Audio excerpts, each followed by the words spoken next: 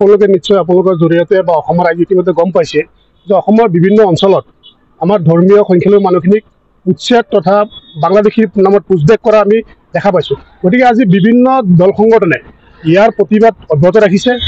আমিও যোৱা 15 তাৰিখে গুৱাহাটী চচলত ডাঙৰ ধৰ্মগত অৱস্থান আমি কাৰ্যসূচী ৰূপায়ণ কৰিছিলোঁ।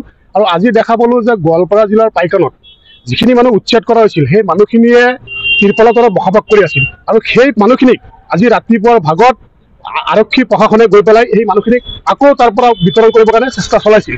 আৰু তাৰ পৰিপ্ৰেক্ষিতত সেই মানুহখিনিৰ লগত এটা প্ৰশাসনৰ মানুহখিনি এটা হতাহতি হয়।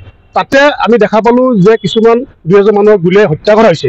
গতিকে সেই হত্যাকাণ্ডক আমি নেমচুৰ তৰফৰ পৰা তীব্ৰ নিন্দাৰ গৰিহণা জনাইছোঁ। এনেকুৱা অমানৱীয় কাৰ্য যাতে ভৱিষ্যতে নহয় তাৰ কাৰণে আমি চৰকাৰক দাবী জনাইছোঁ। আৰু ইয়াৰ বিৰুদ্ধে আমি অহাকাইলৈ গোটেই অসমতে নেমচুৰ নেতৃত্বত এটা আমি বিশেষ ধৰ্ণা কাৰ্যসূচী আমি গ্ৰহণ কৰিছোঁ। গোটেই অসমতে বিভিন্ন জিলা সমিতিয়ে সেই কাৰ্যসূচী গ্ৰহণ কৰিব। আৰু আমি ৰাইজক সংখ্যালঘু ৰাইজক ইয়াৰ বিৰুদ্ধে থিয় হ'বৰ কাৰণে আমি নেমচুৱে আহ্বান জনাইছোঁ। ইতিমধ্যে দেখা পোৱা গৈছে আমছুৱে দিল্লীত ধৰ্ণা দি প্ৰতিবাদ অব্যাহত ৰাখিছে। আপোনালোকৰ পদক্ষেপ কি লৈছে? না ছাৰ, ইতিমধ্যে আমি যোৱা যিটো 15 তাৰিখ ইতিমধ্যে ক'লোঁ যে যোৱা 15 তাৰিখে আমি যিটো কাৰ্যসূচী গ্ৰহণ কৰিছোঁ গুৱাহাটী চচলত, এতিয়া আমাৰ আন্দোলন অব্যাহত থাকিব।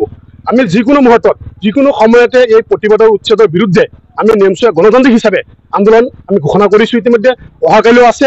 আৰু আগন্তুক দিনত আমি ইয়াৰ উচ্ছেদ যদি তেওঁলোকে বন্ধ নকৰে, অমানৱিক উচ্ছেদ যদি বন্ধ নকৰে, আমি তাৰ বিৰুদ্ধে নেমচুৱে গণতান্ত্ৰিক হিচাপে ৰাজ্যৰ বিপুল সমৰ্থন আমি এটা কাৰ্যসূচী অসমত বা বিভিন্ন ধৰণৰ আমি ৰেল পথ অৱৰোধ ৰাস্তা স্তব্ধ কৰাৰ কাৰণে আমি নেমচুৱে ইতিমধ্যে আমি ঘোষণা কৰিছোঁ। এতিয়া চাওক, আচলতে আমি কোনো চৰকাৰৰ ওপৰত বিশ্বাসী নহয়। কাৰণ আজি ধৰ্মীয় সংখ্যালঘু মানুহখিনি অসমত বসবাস কৰা যিখিনি মানুহ পূৰ্বৰ যিখন কংগ্ৰেছ চৰকাৰে তেওঁলোকৰ শাসন কৰি গৈছে সেই সময়তে আমাৰ ধৰ্মীয় সংখ্যালঘু মানুহখিনিৰ কাৰণে তেওঁলোকে কোনো ধৰণৰ চিন্তা কৰা নাই। আজি তেওঁলোকে ধম্বালি মাৰি যিখিনি কথা ক'ব সেইটো আমি তেওঁলোকৰ ওপৰত বিশ্বাসী নহয়। গতিকে আমাৰ প্ৰতিবাদ আমি অব্যাহত ৰাখিম। আমি কোনো চৰকাৰক বিশ্বাস নকৰোঁ, কংগ্ৰেছী হওক, বিজেপি হওক বা UDF যোনেই হওক। গতিকে আমাৰ ন্যায়ৰ কাৰণে আমি প্ৰতিবাদ কৰিম। গতিকে আমাৰ ন্যায় যোনখন চৰকাৰে দিব সেই চৰকাৰৰ পক্ষত আমি ৰায়দান দিম।